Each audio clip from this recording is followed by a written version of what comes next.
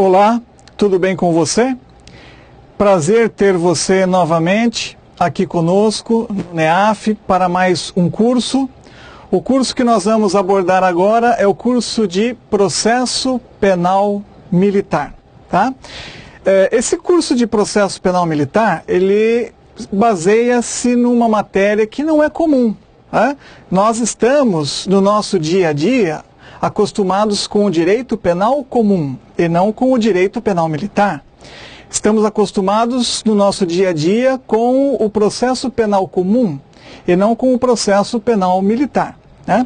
Então, ficaria muito difícil nós darmos um curso de processo penal militar baseado exclusivamente em testes, em exercícios, em resolução de exercícios. Ficaria muito difícil. Então nós achamos melhor fazer esse curso, ministrar esse curso de processo penal militar com uma carga horária maior de teorias. E aí no final nós vamos resolver questões que dizem respeito ao processo penal militar. Ok? Então eu desejo a você sucesso, tá? Que você continue firme, siga avante nessa empreitada, que é o concurso público. Você vai ver que no final a recompensa vai valer muito a pena todo o seu esforço, ok? Meu nome, para quem não conhece, é Eduardo de Jesus, sou professor aqui no NEAF, e hoje nós vamos falar sobre processo penal militar. Mas antes, vamos mostrar rapidamente a importância do processo penal, e quando eu falo o processo penal, é tanto o comum quanto o militar, né? E a sua relação íntima com o direito penal, tanto comum quanto o militar. Para isso, vamos à lousa.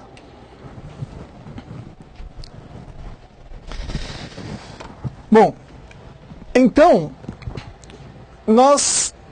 embora o direito penal e o processo penal sejam autônomos, um em relação ao outro, tá? Eles se interrelacionam, ok? Então, quando nós falamos no estudo das infrações penais, sejam elas crimes ou contravenções penais, nós invocamos o direito penal.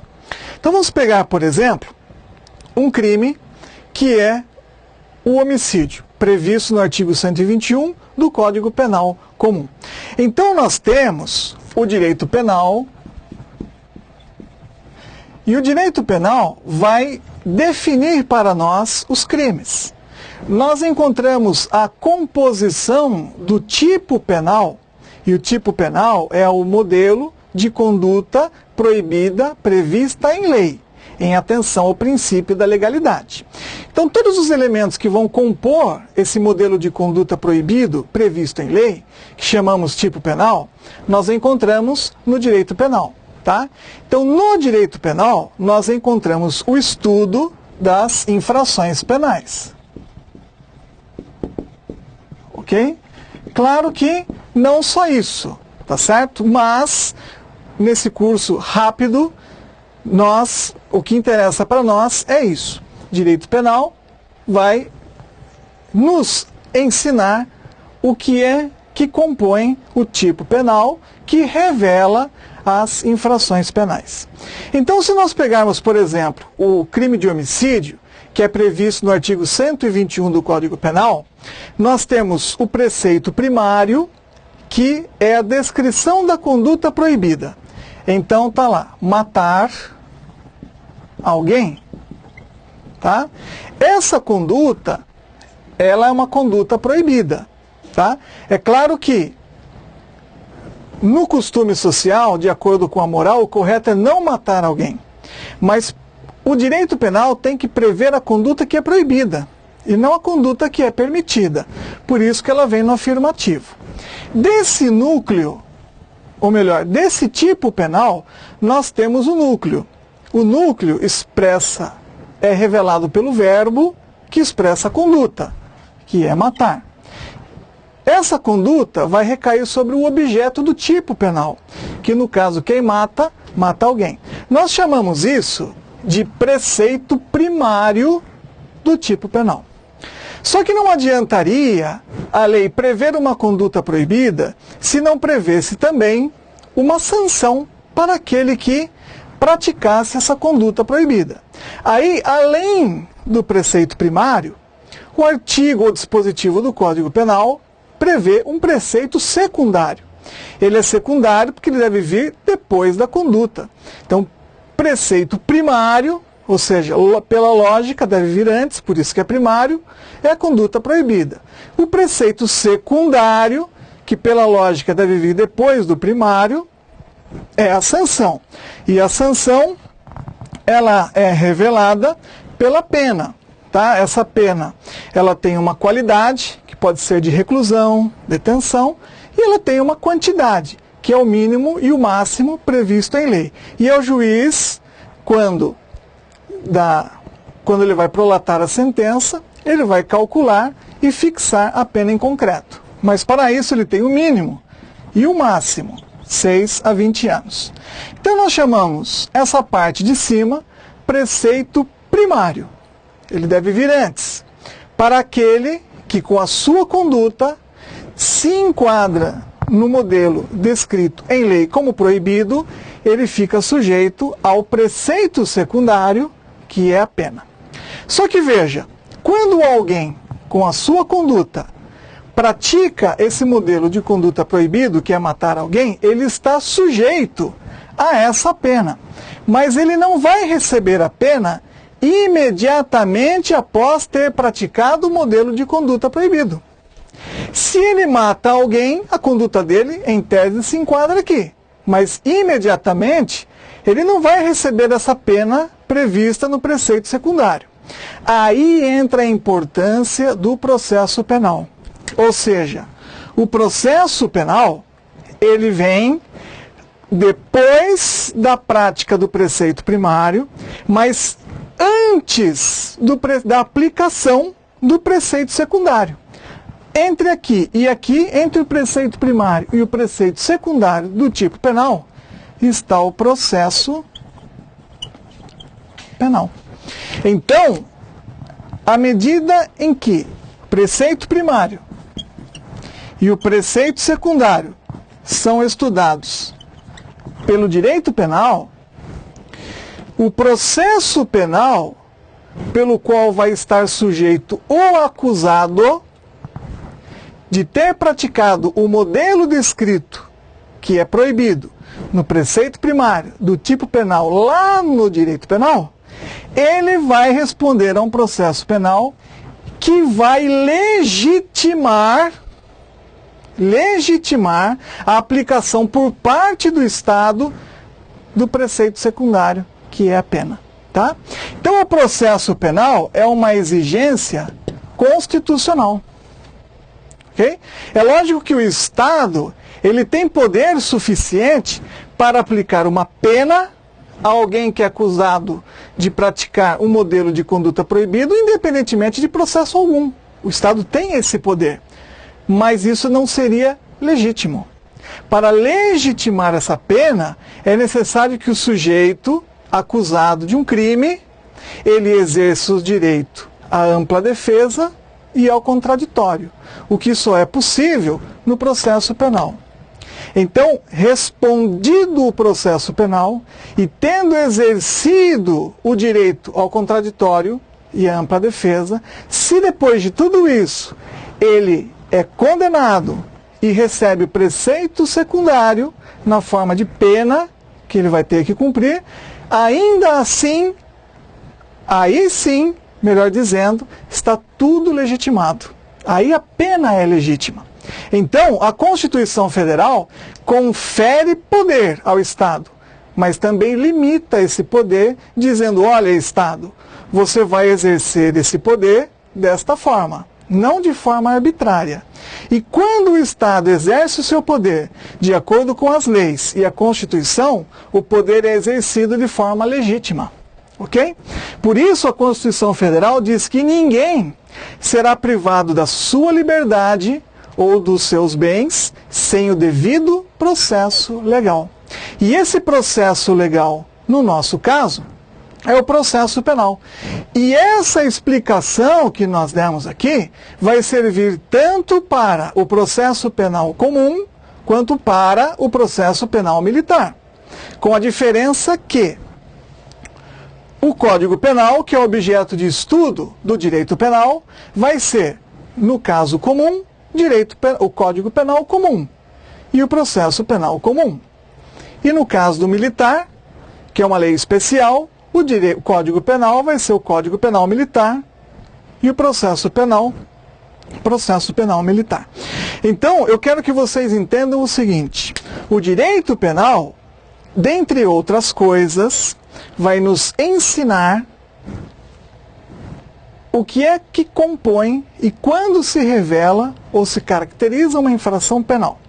Para isso temos o preceito primário e a sua consequência jurídica, que é o preceito secundário.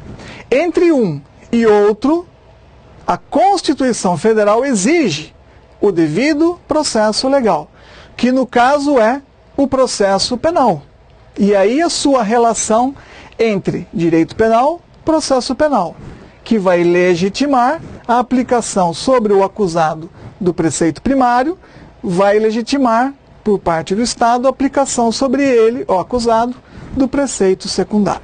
Então essa é uma breve noção a respeito do processo penal e a sua relação com o direito penal.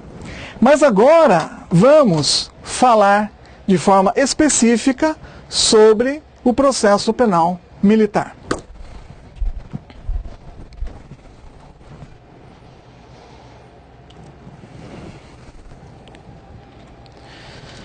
Pois bem, então nós vamos iniciar com uma introdução. Por quê? Porque o processo penal comum nós todos estamos acostumados a ver, né? No dia a dia, até mesmo quem não milita no processo penal teve uma noção do processo penal na faculdade de Direito, ok? Agora, o processo penal militar, ele tem muitas características específicas que o torna especial em relação ao processo penal comum. Então é necessário que você, antes de entrar no estudo, ou à medida que você vai entrando no estudo do processo penal militar, você saiba o que é um conselho de justiça, você saiba as características da Justiça Militar da União e a sua diferença com a Justiça Militar Estadual, né? E assim por diante, ok? Muito bem. Vamos começar pela Constituição Federal, ok? Então a Constituição Federal, no artigo 124 e 125, vai nos mostrar a competência da Justiça Militar. A princípio, a diferença salta aos olhos, porque no artigo 124, quando a Constituição Federal diz que a Justiça Militar compete tanto o processo quanto o julgamento, no artigo 124 ele está se referindo à Justiça Militar da União, ok? Da União. Por sua vez, no artigo 125, nós temos no parágrafo 4º, compete à Justiça Militar Estadual também o processo e o julgamento. Então, veja, a diferença já começa aí. No artigo 124, nós temos a Constituição estabelecendo a competência da Justiça Militar da União. E no artigo 125, parágrafo 4º, nós temos a Constituição Federal estabelecendo a competência da Justiça Militar Estadual. Tá? É claro que a Justiça Militar, quer da União, quer dos Estados membros, ambas as justiças, elas processam e julgam. Tá certo? Vamos começar pelo artigo 124, tratando da Justiça Militar da União. Então, o artigo 124 diz assim: a Justiça Militar compete, ou seja, ela tem uma competência, e a competência nós sabemos, é o limite da jurisdição. Tá?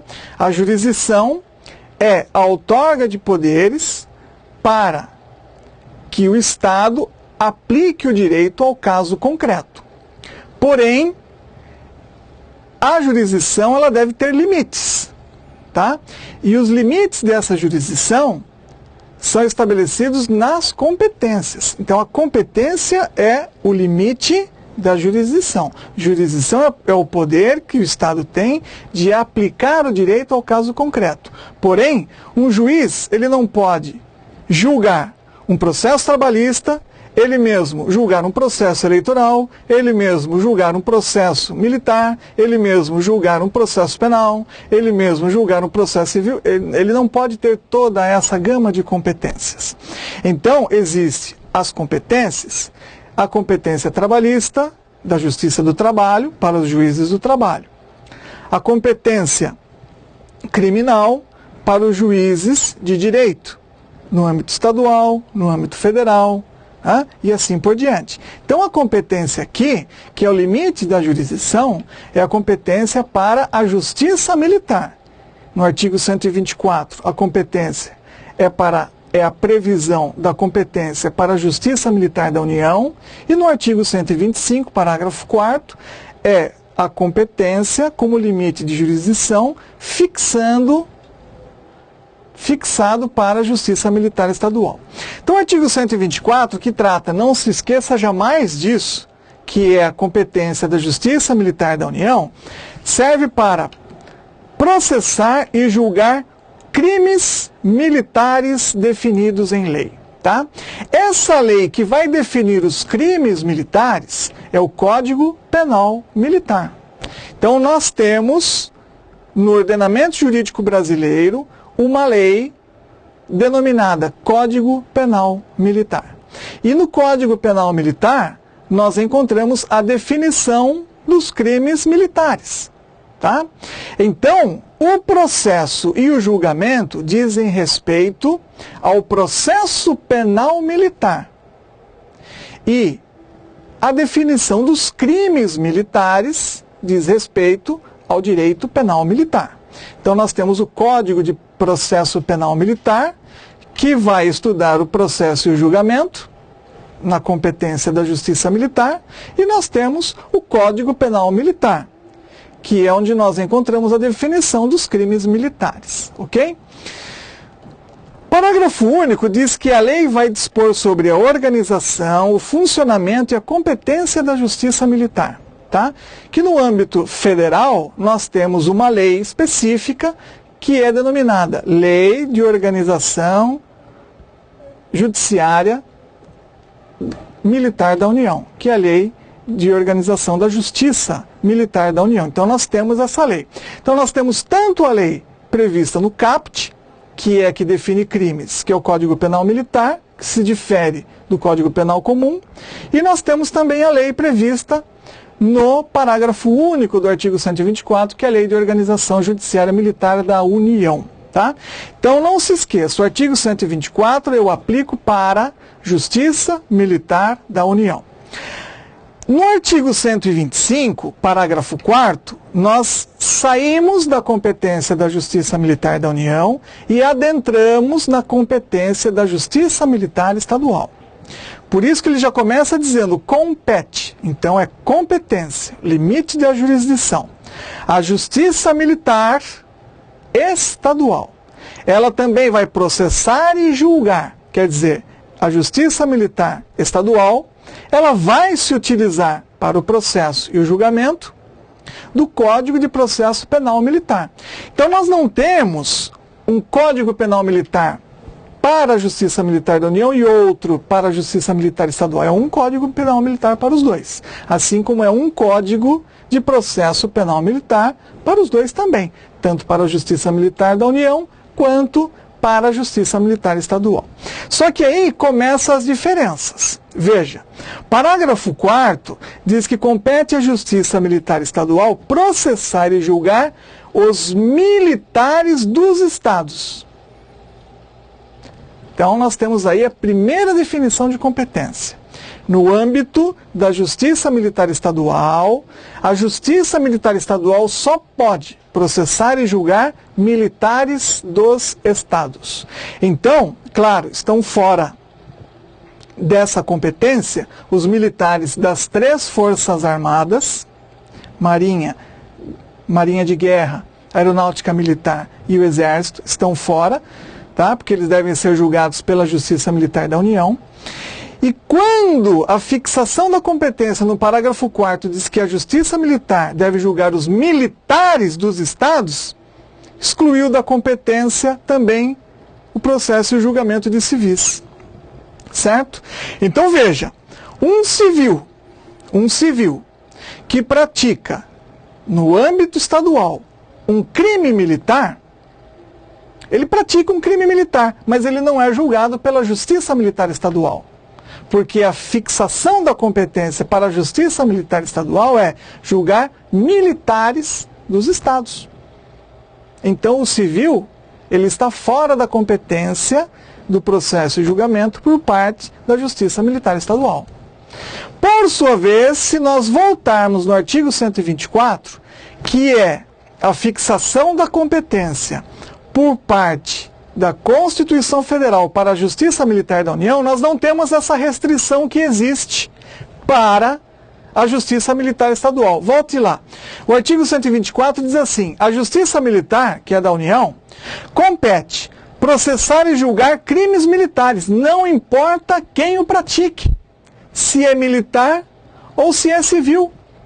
Então, a Justiça Militar da União vai julgar, desde que praticado crime militar, a Justiça Militar da União vai julgar os militares das 3 Forças Armadas, e se um civil praticar um crime militar contra a administração militar federal, ela vai ser julgada, o civil vai ser processado e julgado pela Justiça Militar da União. Porque o artigo 124 não restringe a competência da Justiça Militar da União para processar somente militares.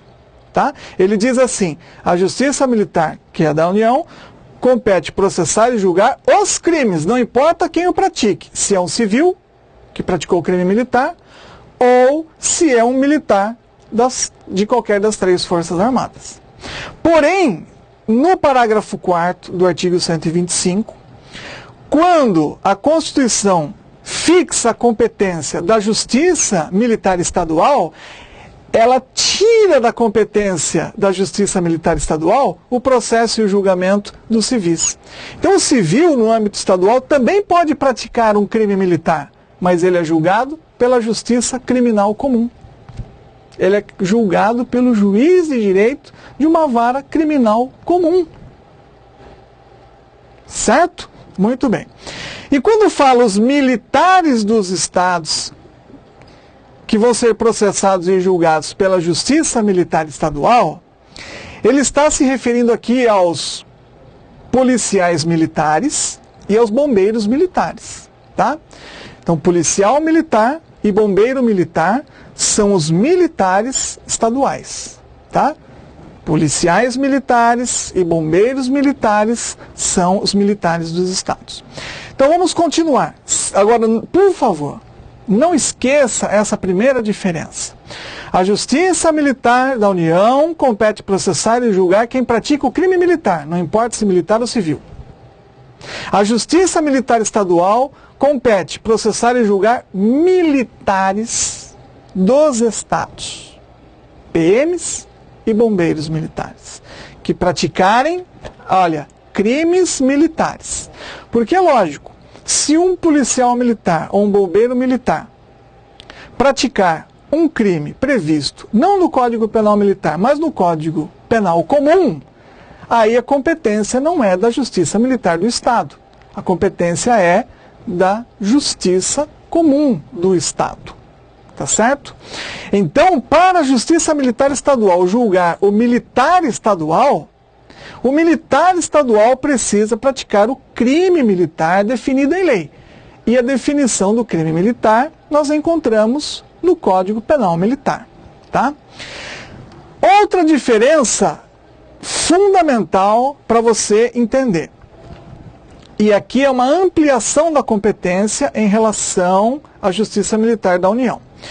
Continuando na leitura do parágrafo 4º do artigo 125, diz assim: A Justiça Militar Estadual vai julgar os militares dos estados que praticarem crimes militares. E, olha aí aqui, ó, e ações judiciais contra atos disciplinares militares. Tá? Essa competência prevista para a Justiça Militar Estadual não existe para a Justiça Militar da União. Tá? Então, o militar ele pode praticar uma infração penal ou uma infração administrativa. Tá? Se ele pratica um crime, nós precisamos entender o seguinte: tanto a Justiça Militar da União pode julgar o militar quanto o civil. Se quem pratica o crime é um militar do Estado, a Justiça Militar Estadual pode julgar. Mas se for um civil, a Justiça Militar Estadual não pode julgar. Aí a competência é da Justiça Criminal Comum Estadual. Agora, se o militar, ao invés de praticar uma infração penal, ele pratica uma infração administrativa, ele vai receber uma pena administrativa. Ele vai receber uma penalidade disciplinar. Não é criminal, mas é disciplinar. Não é penal, mas é administrativa. Vamos supor que um militar, ele foi punido administrativamente. Ele pode questionar essa punição administrativa na justiça? Pode. Agora, perante qual justiça? Aí vem a bendita competência. Se for um militar estadual, um policial militar ou um bombeiro militar que sofre uma pena disciplinar, uma penalidade administrativa, ele vai questionar essa penalidade na própria Justiça Militar Estadual. Porque o parágrafo 4º diz que a competência da Justiça Militar Estadual não é para julgar apenas os militares que praticam crimes militares, mas para julgar também as ações judiciais contra atos disciplinares, que são administrativos, praticados pelos militares e aplicados nos militares estaduais. Então, o militar estadual, se ele recebe uma pena disciplinar e ele não concorda, ele vai questionar isso não na Justiça Comum, Civil Comum. Ele vai questionar isso na Justiça Militar Estadual. Agora, e se for um militar das Forças Armadas? Não há dúvida que se o militar das Forças Armadas pratica um crime militar, ele vai responder perante a Justiça Militar da União. Mas, se o militar das Forças Armadas sofrer uma pena disciplinar, uma pena administrativa, porque ele praticou não uma infração criminal, mas sim uma infração administrativa, ele tem o direito de questionar? Claro que tem. Mas ele não vai poder questionar perante a Justiça Militar da União. Mas, professor, onde ele vai questionar então? O militar das Forças Armadas, que sofre uma pena disciplinar administrativa, vai questionar a aplicação dessa pena na Justiça Federal Comum e não na Justiça Militar da União. Mas, professor, por quê? Porque o artigo 124, quando estabeleceu a competência da Justiça Militar da União, ele disse assim, olha, a Justiça Militar compete processar e julgar os crimes militares definidos em lei. Aí vem, ponto final. Acabou. Ponto final. Perceberam a diferença do artigo 124 para o 125, parágrafo 4º? No 124 diz assim, a Justiça Militar da União cabe processar e julgar os crimes militares. Ponto. As infrações disciplinares não. As infrações disciplinares aplicadas aos militares das Forças Armadas, como são servidores públicos federais, se houver questionamento judicial, a competência não é prevista para a Justiça Militar. Então, o questionamento judicial vai ser feito na Justiça Federal Comum. Diferentemente, o parágrafo 4º diz assim, a Justiça Militar Estadual vai poder julgar militares que praticarem crimes, como compete também julgar ações judiciais contra atos disciplinares militares. Então nós podemos dizer o seguinte: a Justiça Militar da União, ela só tem competência criminal. A Justiça Militar Estadual, ela tem competência criminal quando julga militar do Estado que praticou crime militar. E tem competência cível, a Justiça Militar Estadual também tem competência cível quando julga ações judiciais contra atos disciplinares aplicados sobre os militares. Certo? Então vamos fazer um resumo aqui. A Constituição prevê a competência da Justiça Militar da União e da Justiça Militar Estadual. Em termos de sujeito passivo, a Justiça Militar da União pode processar e julgar os militares das Forças Armadas e os civis também, que praticarem crimes militares contra a administração militar federal. A Justiça Militar Estadual, em relação ao sujeito passivo, não pode julgar civis. Só vai poder julgar militares dos estados, que são os policiais militares e os bombeiros militares. Por outro lado, a Justiça Militar da União só tem competência criminal, não tem competência cível para julgar ações judiciais contra atos disciplinares militares. Aí a discussão judicial é na Justiça Federal Comum. Por outro lado, na Justiça Militar Estadual, a competência é para julgar tanto os crimes militares praticados pelos militares dos estados, quanto uma competência cível, que é para julgar as ações judiciais contra atos disciplinares militares aplicados sobre os militares estaduais. Ok? Muito bem. Agora nós temos uma ressalva, que é o seguinte: quando ressalva, tira a competência da Justiça Militar. Ressalvada a competência do júri quando a vítima for civil. Então, no crime doloso contra a vida, praticado por militar do Estado contra um civil, o julgamento não se dá pela Justiça Militar Estadual, e sim pela Justiça Estadual Criminal Comum. Tá? Agora, se for um crime doloso contra a vida praticado por militar contra militar, aí então a competência é da Justiça Militar. Porque veja que a ressalva diz ressalvado, quer dizer, ressalvando tira da Justiça Militar, ressalvada a competência do júri quando a vítima for civil. Então, no crime doloso contra a vida, praticado por militar contra o civil, quem julga é o tribunal do júri e não a Justiça Militar. Mas se for um homicídio praticado por militar contra militar, aí é um crime militar e a competência não é do júri, a competência é da Justiça Militar. Tá bom? Cabe também ao tribunal decidir sobre a perda de posto e patente de oficiais e a graduação das praças. Tá certo?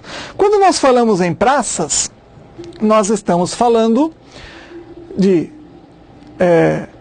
soldado, cabo, sargento, suboficial, subtenente. Esses são praças. Praças não têm posto ou patente. Praças têm graduação. Então, soldado, cabo, sargento, subtenente, suboficial são praças. Eles têm graduação. Quem tem posto ou patente são os oficiais. E os oficiais são segundo-tenente, primeiro-tenente, capitão, major, tenente-coronel, coronel. Na Polícia Militar. Nas Forças Armadas, continua a hierarquia. Vai para almirante de esquadra na Marinha, brigadeiro do ar na Aeronáutica Militar e general de Exército no Exército. Tá certo? Então, posto a patente na Polícia Militar só vai até coronel. Começa com segundo-tenente, vai até coronel nas polícias militares. Nas Forças Armadas, o posto ou patente, posto e a patente, melhor dizendo, dos oficiais começa segundo-tenente e vai até os oficiais generais, que na Marinha é o almirante, no Exército é o general e na Aeronáutica Militar é o brigadeiro do ar. Tá? Por parágrafo 5º, ele diz o seguinte, ainda sobre a Justiça Militar Estadual. Porque o artigo 125, parágrafos 4º e 5º, trata da competência da Justiça Militar Estadual. Justiça Militar da União é artigo 124. Parágrafo 5º, ainda na competência da Justiça Militar Estadual, diz: compete aos juízes de direito do juízo militar. Então aqui é outra diferença. Na esfera da Justiça Militar da União, nós temos um juiz civil, que é chamado juiz auditor. Na esfera da Justiça Militar Estadual, nós temos também um juiz civil, mas ele não é chamado juiz auditor como é na Justiça Militar da União. No âmbito estadual, ele é chamado de juiz de direito do juízo militar. Professor, então explica. Vou explicar. Na Justiça Militar da União, o juiz civil é chamado juiz auditor. Na Justiça Militar Estadual, o juiz civil é chamado juiz de direito do juízo militar. Ambos são civis, mas a denominação muda. Se for na Justiça Militar da União, é juiz auditor. Se for na Justiça Militar Estadual, é juiz de direito do juízo militar. Compete ao juiz de direito do juízo militar processar e julgar singularmente. Por que singularmente? Quer dizer que ele vai julgar sozinho. Mas, professor, ele não julga sempre sozinho? Não, ele não julga sempre sozinho. Tá? Na Justiça Militar, em primeira instância, o juiz civil, quer o auditor na Justiça Militar da União, quer o juiz de direito do juízo militar na Justiça Militar Estadual, esse juiz civil, ele compõe um conselho de justiça, que é formado por um juiz civil, que é o auditor na esfera federal, ou juiz de direito do juízo militar na esfera estadual, mais 4 oficiais militares que ali no conselho recebem a denominação de juízes militares. Mas, professor, então o Conselho de Justiça, que existe tanto na Justiça Militar da União quanto na Justiça Militar Estadual, é formado por 5 juízes? Sim, 5 juízes. 1 civil e 4 militares. 1 civil, 4 militares. O juiz civil, na esfera federal, é chamado juiz auditor. E o juiz civil, na esfera estadual, é chamado juiz de direito do juiz militar. E os outros 4 juízes, esses são juízes militares, porque eles não são civis, eles são oficiais. Entenderam? São oficiais. Então, na Justiça Militar, quem julga os crimes militares é o Conselho de Justiça, formado por 5 juízes, sendo um civil, que pode ser o juiz auditor ou juiz de direito do juízo militar, mais 4 juízes que, por serem oficiais, são militares. Por isso são chamados juízes militares. Então, 5 juízes compõem os conselhos de justiça. Tá? Só que o parágrafo 5º diz o seguinte, olha, na esfera estadual, o juiz de direito do juízo militar, ele não vai julgar no colegiado junto com os juízes militares, ele vai julgar singularmente, quer dizer, sozinho. Tira a competência dos juízes militares. Nós não falamos no Conselho de Justiça. Ele julga sozinho. O juiz civil, que é o juiz de direito do juízo militar, julga sozinho, quer dizer, singularmente. Ele vai julgar crimes militares desde que o militar tenha cometido o crime militar e a vítima seja civil. Crimes militares cometidos contra civil. Tá? Então, se o crime militar tem como vítima um outro militar, quem julga é o Conselho de Justiça. O juiz civil mais 4 juízes militares. Se o crime militar é praticado contra civil, ou seja, a vítima do crime militar é um civil, aí não falamos em Conselho de Justiça, não reunimos os juízes militares e o juiz civil, que é o juiz de direito do juízo militar, julga sozinho, julga singularmente.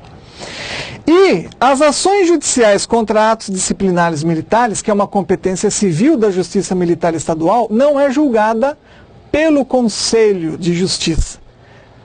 Os juízes militares, os 4 juízes militares que compõem o Conselho de Justiça, não julga ações judiciais contra atos disciplinares militares. O juiz civil, que é o juiz de direito do juízo militar, vai julgar sozinho, sem a participação dos 4 juízes militares.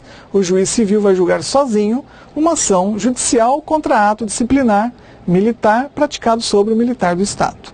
Tá? Agora, aí sim, veja, no mais, fora, não sendo o caso do crime militar cometido contra civil, nem a competência civil da Justiça Militar Estadual, que é a ação judicial contra ato disciplinar militar, aí no resto cabe ao Conselho de Justiça, e o Conselho de Justiça é um colegiado formado por um juiz civil, que é o juiz de direito, mais 4 juízes que são oficiais e por serem oficiais são militares e que por isso são juízes militares. Então são 5 que compõem o Conselho, um juiz civil e 4 juízes militares.